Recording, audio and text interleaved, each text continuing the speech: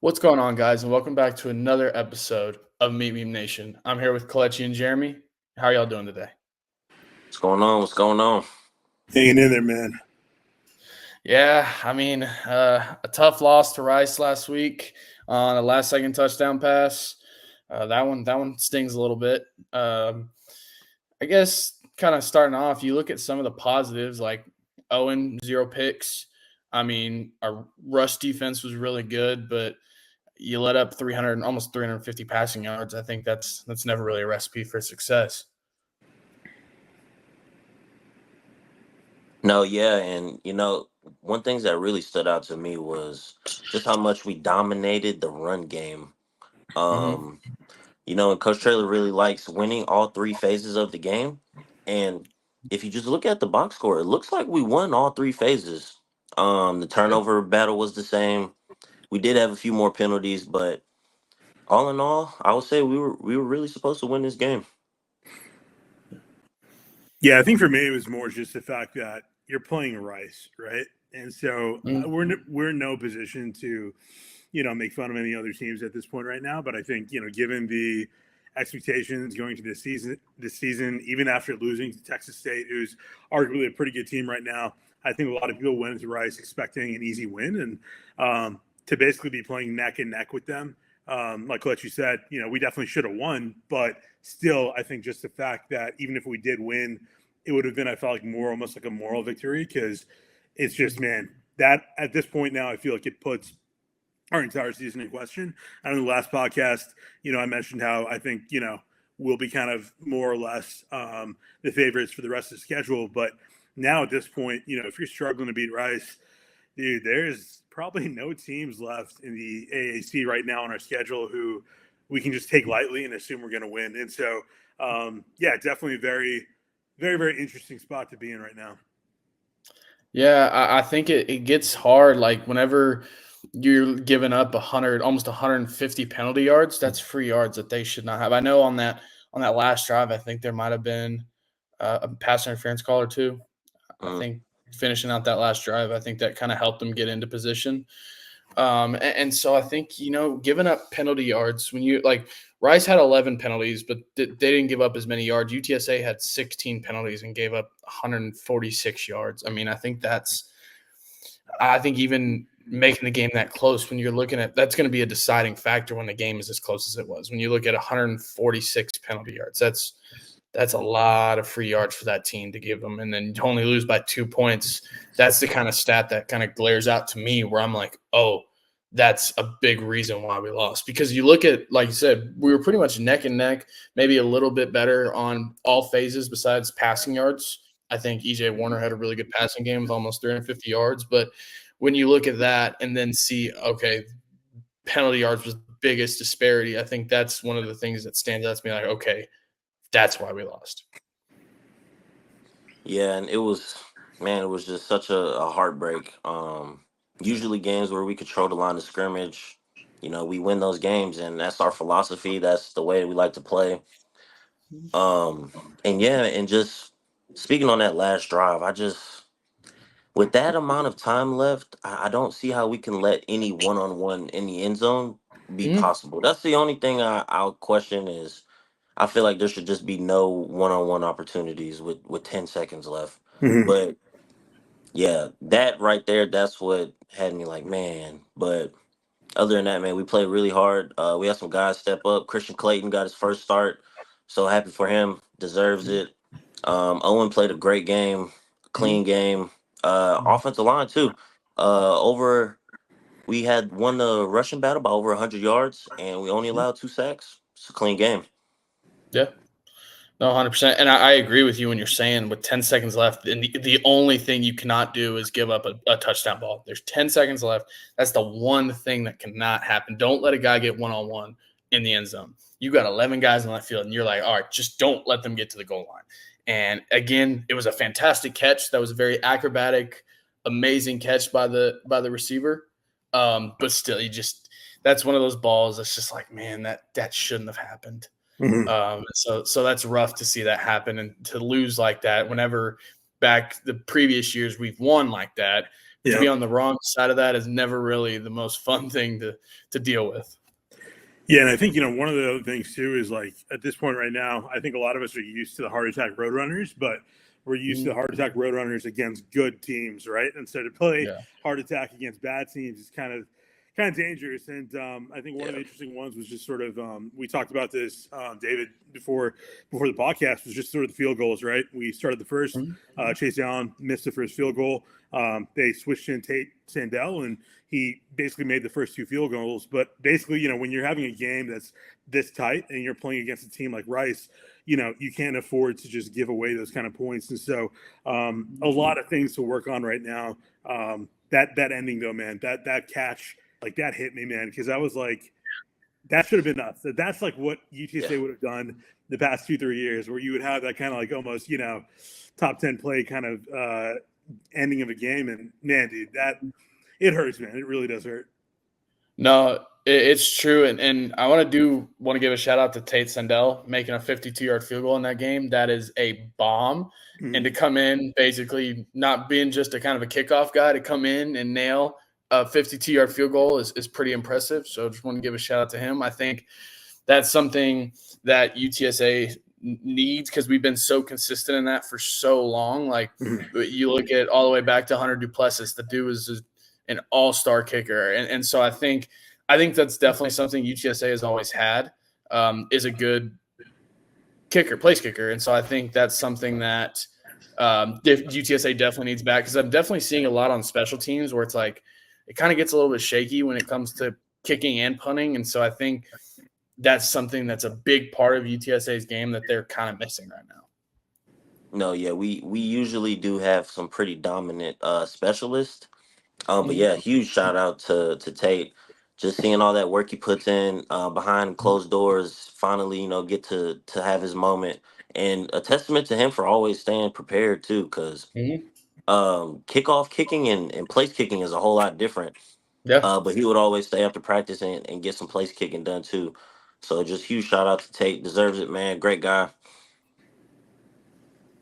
All right. We don't want to harp on that for too long, because I know, again, that's just a heartbreaking defeat. So now we just look forward. We got FAU coming up. They got the same record as us. So, again, I think with their losses to Michigan State, North Texas, I think you look at it as, I would say, we're pretty evenly matched going into this game. And I know we've always played pretty well in Florida. Correct me if I'm wrong, but I think Florida's normally been a good place to us. And so I don't know. Again, I think it's hard to see the optimism right now, just how the season has gone so far. And again, I always try to be the most optimistic person I can be, but it's hard right now whenever you just see it feels like everything's going against us right now. Like with your only 2 wins being against Kennesaw and Houston Christian. Yep. I think it's just hard to see the optimism when you just haven't. You've seen spurts, but I don't think I've seen a full game of good football. Mm-hmm. And we've only beat one FBS team, so I'm not too confident either. But I will say we do play a lot better at home, so I know it's gonna feel great to be back in that dome. The guys are gonna be excited. We're gonna have a huge opponent right in front of us, man. But they're definitely very beatable. And just looking at the rest of the schedule, this is one of the ones that we need to win. Yeah. Yeah, I mean, I think if you look at the overall, like, I don't think a lot of people realize this, but if you look at the overall scoreboard when it comes to wins and losses, UTSA versus FAU, FAU has actually beaten us 3 times, and we've only beaten them once. So the last time we beat them was 2023, obviously, so had a hot streak. But, definitely have some history there. Would definitely be nice to be 2-3 with them. But from what I've seen with FAU on the scoreboard, I think in a lot of ways they're kind of on the level we're at. They have obviously losses, but the losses they have are to like teams like Army, right, ranked 23rd. They've got losses to a really solid North Texas team, and so I think, like Kelechi said, it's really going to set the tone right now, because I think if we're not able to pull off this win at this point, you're starting to approach midseason. Sure, you can make adjustments, but more or less, generally speaking, the team you are is the team you are. And so this next game is going to be really, really critical. And I think setting the mood and most of all, really sort of getting the confidence back into the team. Yeah, I think it's just so hard for me because it's felt like ever since the Texas State loss, it feels like every week is like, all right, this is a gut check week. And it just doesn't seem like they've pulled through yet. And so it makes it hard for me just to keep saying that and keep saying that when it just feels like, man, I'm seeing spurts, but I'm not seeing it for a full game. And with how good the American Conference is this year, it makes it hard when you're not playing your best football to win. Because, I mean, you look at Army, you look at Navy, East Carolina's good, North Texas is good. Again, you look at these teams, Tulane's always good. And so I think when you see stuff like that and you're like, okay, now we got to play good football in order to win games. It's not like where back in Conference USA you could have an off week against a team to win. Like, and the team overall that does not have the same talent as they had back in those days. And so I think it's even more apparent now that playing a really solid game and pretty mistake free for the most part is what's going to allow you to win football games. Because right now it just you see a couple things a game where you're just like that just can't happen in order to win football games at this level, you know? No, yeah, because if we don't win this game, we have to win 4 of our next 5, and yeah, that's just at the rate of this season, that's just very, very unlikely. So I think just trying to keep morale high and still have a goal in mind for the season, of trying to just get to a bowl game. I think of having that possibility to go away it would kill a lot of morale. So that's why I think this game is just such a big one for us. And I think one thing that I would want to keep in mind too is like we had a lot of injuries, right, going to Rice. I think after the second snap, we lost, right tackle Mekhi Hart, right, and I believe he's out again. Out for the year. Yeah, out for the year, dude. The guy can't get a break. And then, obviously, we have a bunch of other players that are just sitting on the sidelines, and I think it's like a position where this isn't the full UTSA Roadrunner strength yet. But at the same time, I guess like fundamentally, this is not to take your questions, David, but I guess because I don't have an answer, I really don't understand what might be the core issue here. But what do you guys feel is what's keeping us? I guess because I mean we lost Frank Harris, okay, obviously huge aspect of the team, shot wisdom, huge aspect of the team. But outside of that, what would you guys say is the missing component or the variable that made us who we were last year as opposed to who we are today? Because I think a lot of fans expected some kind of regression to a degree. You have a new QB, all that is going on. But I guess this kind of dropped, right? Especially like obviously losing Texas State, nobody expects that. But kind of going to where we are right now. What do you guys think is like the biggest difference between last year's team and this year's team outside of Frank Harrison and Wisdom leaving? I mean, I see it going back to even Sincere is the running back position. Every year we've had one or even two running backs that are just dominant forces in the run game. You had Sincere, and then you had Kavorian. Even last year you had Kavorian and Robert Henry, who both were just beasts at running the football. But even last game, Kavorian got 5 touches, and our leading rusher was Owen. I think that's one of the biggest things I've seen this year compared to previous years is the dominant run game that we used to have before isn't there. Like I remember at least once a game, Kavorian would break off a 40 to 50-yard run pretty consistently.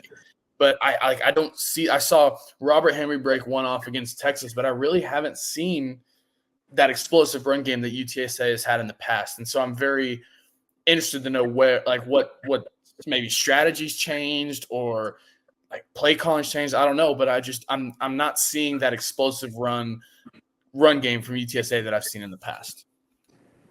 No, yeah, and I'm not gonna lie. My reason kind of is tied in with that. So basically, these last 4 years, we've been spoiled with the 3 best receivers UTSA has ever had, all playing at the same time, and you really start to see the difference it makes when you have elite playmakers on the outside. And you were speaking about our run game. It's a whole lot easier to run when you have real threats out there. and you know you can't just put everybody in the box, because Yeah. anytime that box was filled with 7 or 8, we're taking a shot. Yeah. So I would say that's the biggest issue right there. Is just not that we don't have elite playmakers anymore. It's Mhm. just they're inexperienced. You know, they don't have that supreme confidence yet because they haven't done it, and so I Yeah. would just say that's the biggest difference right there. I know they're Yeah. like, They're not. go Oh, ahead, Dave. go ahead. Yeah, I mean, I know they're like keeping JT Clark. They keep talking about him coming back in, and I don't know what they're waiting for, but he hasn't played a full game yet. Do you think when Yeah. he comes in, he's going to make like the difference that we need to I guess beat teams at least like Rice? Man, it's hard to say. It's hard to say. I would just say it depends on how, like, what version of him he comes back at. Mm-hmm. I know he's been hitting that rehab really hard, man, but he's been through the ringer. He really has. Yeah. Yeah. Um, so I don't want to put any pressure on him. I don't want to speak too much on it, but I hope for the best for him, and he would change everything. He would Mm-hmm. change everything for sure. I think when you have McEwen and him on the field at the same time, I think that creates, because I mean you got to think back a few years ago. You had JT, you had Zakari, and you had Cephas all on the field at the Mm-hmm. same time. Those are Yeah. And three Oscar. elite. Yeah, and Yeah. you had Yeah. 4 offensive weapons in the pass game on the field at the same time. So yeah, that's gonna make it a lot easier to run the football when they have to spread 5 or 6 guys out wide in order to cover that, because then that leaves Yeah. a lot more open holes. But whenever, like this year, you have McEwen and you have a lot of young talent, but they're not battle tested yet. Mm-hmm. No one really knows how good they are, and it's hard right now to show it. And so they're able to stack the box with 7, 8 guys. I mean, that makes it a lot easier to stop the run game. And whenever they're able to rush that many guys, it's hard to even get throws off. That's why it makes it so hard to pass it down the field. Like again, that's another thing that I would always see in previous years. You always have 1 or 2, maybe even 3 catches a game that were like, yeah, he just completely made a Sports Center play right there. Yeah. You saw it with Mhm. JT, you saw it with Every Oscar, you single saw it game. with Cephas. Yeah. Every single game, it would happen at least once. And you're just not seeing that this year. And it's just it doesn't feel like – it almost feels like they're lacking the firepower, but it's not due to lack of talent. I think it's due to lack of experience. Mm-hmm. Yeah. When you have so many young guys playing on the offense, it makes it hard whenever they just – because college football is different, man. It's a different beast from – I know, again, I'm not saying mine's any different, but college golf is a lot different than high school golf. And I know it's the same way. College guys are bigger, faster, stronger. And when you have these 18, 19-year-old dudes going up against 6-year seniors that are 23 years old, it makes a big difference, because that's a grown man. Like, I know I'm 23 now. I know I am not the same person I was when I was 18 years old. Mm-hmm. And so it just makes it hard on you, you know? No, absolutely, man. It really does, and that's why unfortunately, like, this year is just gonna have to be looked at as a transition, man. That's really Mm-hmm. all it is, to gain some experience. We're not gonna be losing too many guys this next year because we have a pretty young team, a really, really Yeah. young team. So at the end of the day, like, it sucks that we're in it right now, but I think looking back, this season will help our guys out a lot, and I really think starting next year we're gonna be back to how we were. I really Mm-hmm. do. Yeah, 100%. And also, I would like to say I'm not a big fan of UTSA football Twitter right now. It's like for the last 3 years, and even now, Jeff Traylor is I would say, a top 10 football coach. That dude Mm-hmm. knows how to coach college football, and Yeah. it's proven it. You come in fresh here and wins 9 games, then goes back-to-back conference championships and wins our first bowl game in school history. The dude Yeah. knows how to coach a football team. And so I'm not a big fan of all these people on Twitter basically questioning him. Like, the dude is a good football coach. That guy was a savior to UTSA football. Because my thing is, the stuff that's going on now is what used to happen back when I was a freshman. Like that, Yeah. and again, it's even then, it's not that bad. Like, trust me, I've seen bad years. Yeah, we've seen bad. Yes, you've seen the bad years of UTSA football, and this is definitely it's bad, but it's definitely could be so much worse than what it was. Because back then it was that bad, and because it wasn't like an off-year thing. Like, it happened consistently, where it was just like, oh, here we go again. No, it was a hopeless kind of thing. It was like, Yeah. we are never going to, especially as NIL rolled out and you had this Yeah. consolidation of power conferences, it was like, Yeah. dude, UTSA is like, we were right there at the doorstep, but we just didn't cross it, you know? And so Yeah. people always felt like, I remember back in, 15, 16, 17, going to these games and like everybody wants to leave by the halftime because it's like, we're going to lose, right? It's like, there's no point staying. And I think a lot of the draft trailer criticism that's happening right now, like, at least for the fans, I think you want to really realize that like college football, there's a ton of moving parts. You've got a lot of position coaches. You've got a lot of players. And as, a G5, even arguably over the past few years, a top G5, that can hurt you because it's like, when you're a top G5, you're a top G5. Sure, okay, that's great. But you're also a target now. And so everyone's going to come and try to poach you. They're going to come and raid you. And so all your position coaches, all of your top players, especially with NIL now, they're going to be dropping six-figure checks like it's nothing. And, that can be really, really tough. And I think the fact that Jeff Traylor, we know 2 years ago, Texas Tech really wanted him. They flew their freaking jet out here. They had the whole red carpet. They said, the job's yours. We had a lot of other P5 teams came in. I believe Illinois was one of them. Like, the guy stayed here. He had some level of dedication that I don't think any of other coaches probably would have had. And so I think having that buy-in and supporting him right now, I think is really important. I know it's not easy, but I think it's really important. And again, I think as UC fans, the rise from going to the Taco Bell student section, to where we are, like literally being considered in, playoff championships, like that is something that nobody could have dreamed of. And so I think we've really got to kind of humble ourselves a little bit and just wait a little bit longer. Accept that this might be a rebuild year. Maybe even going to next year might be a little bit of a rebuild year, but kind of just trust that process to work out in the end. I mean, what it feels like right now with college football is that the G5 is basically the minor leagues, and then you have the SEC and the Big Ten are the major leagues. And it feels like basically anytime you see a good G5 player, they're getting the call up saying, "Hey, we're going to pay you X amount of dollars to come play for us. We see that you're good." I mean, and so it makes it really hard for you. Look at the top G5 teams; it makes it really hard, especially when you're not like. There's some G5 teams that are kind of established. I think we were talking about earlier, like a Boise State, like they're G5, but they're an established G5 program, and so that's one of those teams that's going to stick around for a while. But when you look at teams like UTSA and things like that, they're not established. Like UTSA doesn't have the history because they've only been a football team for 14 years, something like that. Somewhere around there. Yeah, and so they just don't have the history, and so it just makes it hard on a good G5 team because it feels like this happens to other teams too. Like even Tulane's not as good as they have been in past years. I think they have a winning record, but still they're not what they have been. They've been ranked, all that kind of stuff, losing their head coach last year, I believe.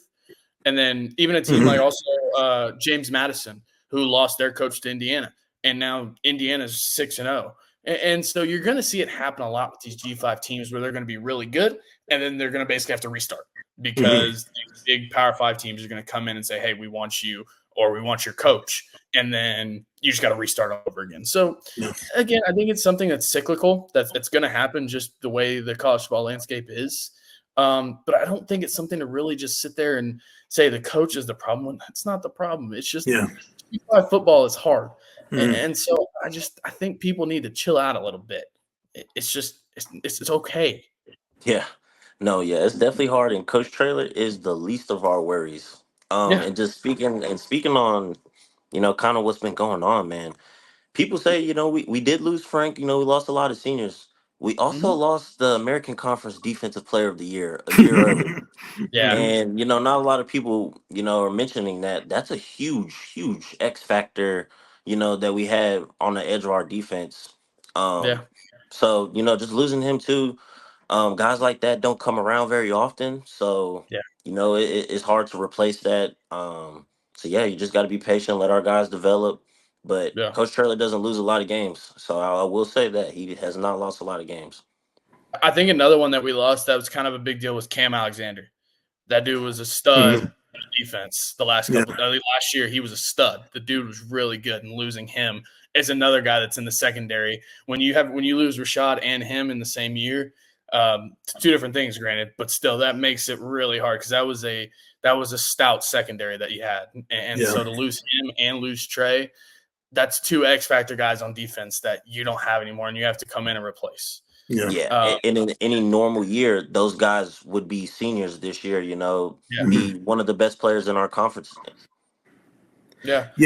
I mean, I think unless NIL stuff has some regulation, like firm believer that players should definitely be paid, but unless there's, Traylor talked about it himself. Even over the past 2-3 years, he was talking about how even when the portal was closed, these players were getting calls and texts, and he was saying if you text my player, I'm going to call you out. And no other coach said they would do that. So I think if UTSA is in a position, at least in the short term, until the NCAA regulates things, if they do, we'll see what happens. But if UTSA is in a position where we're viewed as the jumping board for top talent that wants to go to that top level, I think overall that's a much better place to be than one of these teams that hey, nobody ever pays any attention to. And so I think right now, at least, obviously it's a painful place to be.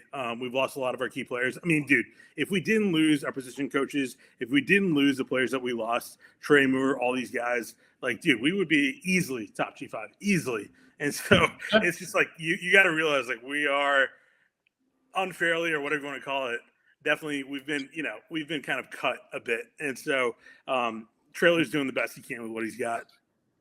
Yeah. I think another thing as well, I know, again, it's been 2 or 3 years now since that happened, but I think it kind of shows how important Will Stein was to UTSA. Mm-hmm. I think even now, seeing what he's doing at Oregon with that Oregon offense shows how good of a coach that guy was and how good of an offensive coordinator that guy was. Leading UTSA to two conference championships in Conference USA, and then going to Oregon. They just beat Ohio State this past weekend. That dude knows how to coach an offense. And so I think that's one of the things we've always talked about, but I think you see it now, especially even the last 2 years. I think last year it was able to cover it up a little bit because Frank was such a good offensive player that he could run the offense. But when you have a guy who's young and kind of inexperienced, I think now just exposes it more than anything, just to see how important a good offensive coordinator really is to a football program. I think really good examples. I mean, you watched that, not the last Texas game, but the game before that. The plays UTSA was calling, the audibles, you could tell that Stein had really prepped. He understood, okay, we're really not on the level of talent that Texas has, but we've got all these hat tricks that we can pull because, we were going into every game, not expecting to win, but expecting to compete. And I think that's really the big difference right now is really we need to have that kind of mentality where, it doesn't matter who we're playing, we're trying to expect to compete and we're going to pull whatever we have to do that. And I think that, that's just going to take time to kind of get back in that mode. Yeah. No, for sure. Kelechi, you got anything? Yeah, you guys hit it on the head, man. Y'all really did. I think it's just one of those things right now. It's you look for the good and you hope that they figure it out and maybe pull out a 500 season. But I think we said it best where you look at it as just a rebuilding year. I think when you lost as much as we have in the last year, it's going to be hard to just be able to pop out new guys like that and be able to just play football. And so I think it's one of those things. It's just kind of keep watching and just keep supporting. Because again, I think more than anything is it's hard when you're losing games and then you see everyone talking on Twitter. I think that just makes it even harder you're a kid. You're 19, 20 years old, and you got these people talking about basically how y'all suck. And that's not fun for a kid to hear. It's not fun for anyone to hear. And so, again, it's a game at the end of the day. Yeah, you want to support your school, but it's a game, dude. There's much more important things in the world than a football game. And I think that's what people need to realize. And the worst part to me is these people, most of them have no experience in college athletics whatsoever. They're just there to talk and to just say things to make people listen to them. And so it's one of those things. It's just chill out. It's just there's more important things in the world. Yeah, and unfortunately, that would never change right there. It will never change as long as sports go on.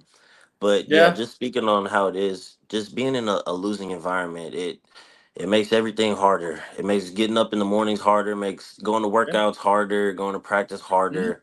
It makes everything harder. I just really hope that those guys still cherish all those games and those reps because it's really going to mean a lot for them moving forward. And that's how we're going to have to take it is just to rebuild. Let's regroup, get into this offseason program, and let's look forward to the next season.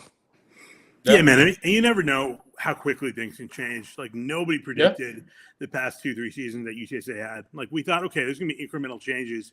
But to go from where we were, 4 or 5 seasons ago to where we've been the past 2-3 seasons, nobody could have predicted that. And I think, it's just college football. I mean, you can see it right now. Even if you're playing the P4, whatever you want to call it, P3 conference, where we're playing SEC, you've got teams like Vanderbilt now that all of a sudden are pulling these big upsets. And I'm not saying we're, SEC level, but I'm saying the mentality is still the same. Like, this isn't the NFL, right? Like, there's only a very small portion, even within the P4, P3 conference, where those players are going to the NFL.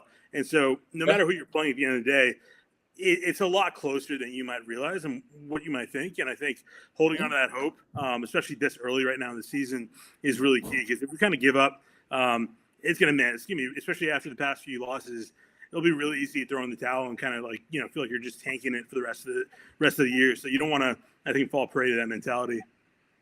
Yeah. No, 100%. Well, boys, if y'all have any other closing remarks, anything? I guess, yeah, man. What are you guys' predictions against FAU going into this Saturday? Homecoming game. Should be a good crowd, good atmosphere. I got UTSA winning 27-24. Yeah. To me, the thing is, I look at it, I don't even think the score's going to get that high. Like, I could look at this being like a 20-17 kind of game. Like, I think it'll be a close. I think hopefully I'd like to see a defensive battle, like just a lot of defensive stops and things like that. So I'm saying UTSA 20-17. Yeah, I'm going to echo what David said. I think 2017. I also think the Alamo Dome is like one of the greatest weapons in college football. I don't think UTSA has fully utilized it. I think if we ever get to the point, when we get to the point that we fill it out and we've got, a home crowd that is really blaring loud, it will be like the loudest stadium in college football. I mean, look at Rice, right? Rice, like they said they had like 18,000 or something. Dude, they had maybe like 200, 400 fans in the crowd. Yeah. But they still pulled off the win. And I mean, we've seen already in the past 2-3 seasons, like, even with a half-filled Alamo Dome, like that causes so many false starts. It causes so many penalties in the other team. And I think, if the crowd keeps showing up, like San Antonio, the Alamo Dome, it's one of those few college stadiums that, you really do matter when you show up. Like, you really can cause an impact. And so I think having that crowd support going in is going to be really key to win those home games. And, again, I know last episode I talked about how I feel like, we can arguably be favored for the rest of the season. I think that might not be necessarily the case anymore. But I think when it comes to home games, the Alamo Dome is such a huge weapon. And at the end of the day, that really falls on the fans that come support. Student section has been doing really great. Even after losing to Texas State, we had a really strong showing. And so I'm hoping from a cultural level that shows sort of an involvement from where we were before, where we'd have, a few dozen students show up, they'd leave.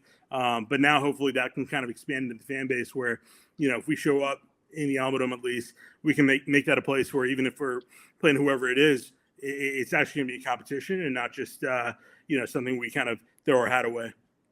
Yep. Agreed 100%. All right. Well, that does it for this week's episode. We'll see you guys next week after the FAU game, hopefully pulling out a win and getting a little bit more happy thoughts going into this podcast. But we appreciate you guys for listening and catch y'all next week. Birds up, baby. Yes.